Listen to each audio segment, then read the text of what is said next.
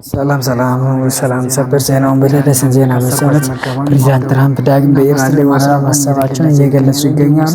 ይህም ሁሉም ነገር አማራጩ በእኔ ቁጥጥር ስር ነው እያሉ ይገኛል። ሰላምን ማምጣትም ጦርነትን ማስነሳትም በእኔ ቁጥጥር ስር ነው እያሉ ይገኛሉ። እንደተለመደው የፖለቲካ የማመናበድ ፖለቲካቸውን አሁንም እያራመዱ ይገኛሉ። እንዲሁም የአውሮፓ ህብረት በራሻ ላይ ያለምንም ድርድር ማዕቀባቸውን ለማንሳትና እንዲሁም ወደ ባለፈው ወደ ሰላማዊ የንግድ ልውውጣችን መግባት እንፈልጋለን እያሉ ይገኛሉ።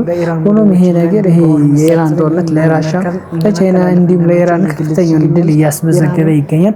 ሆኖም ግን ይሄ የአሜሪካ ጠባጫሪነቷን በአሁን በዲፕሎማሲ በወታደራዊ እያደረገች ያለችው ጫኗን እየቀነሰ ሲሆን እየጨመረችም እንዲሁም የማዘናጋት ሂደት እየሄደች ነው። ራሻን በከፍተኛ ሁኔታ ኢራንን እያስጠነቀቀች እንዲሁም በከፍተኛ ሁኔታ ራሻና ቻይና ኢራንን እያስታጠቁና በሎጂስቲክስ እንዲሁም በሚሊታሪ በስለላ በከፍተኛ ሁኔታ እያገዟት ይገኛሉ። ይህ ድርጊታቸው ለአሜሪካን በከፍተኛ ሁኔታ እያስቆጣት ይገኛል።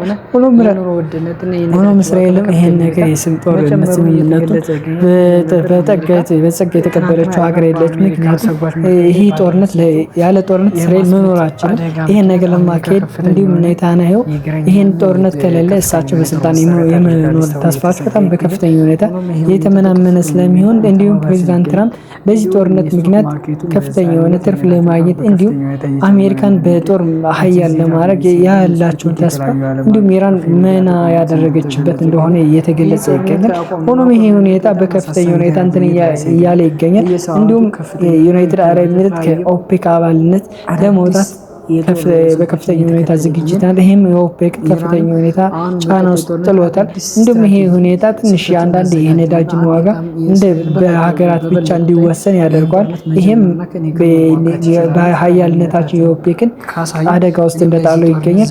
እንዲሁም ኢራን በዚህ ማዕቀብ በአሜሪካ እንዲሁም በአውሮፓ ህብረት የተነሳላት ማዕቀብ ለኢራን ከፍተኛ የሆነ ተስፋና እንዲሁም ለኢራን ከፍተኛ የሆነ አደጋም ሊያመጣ ይችላል።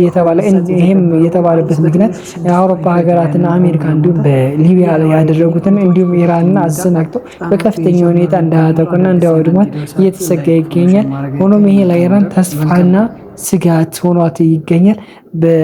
በመሆኑም ይሄ ሁኔታ በከፍተኛ የሆነ ቁጥጥርና በከፍተኛ የሆነ ዝግጅት እየተደረገበት ይገኛል።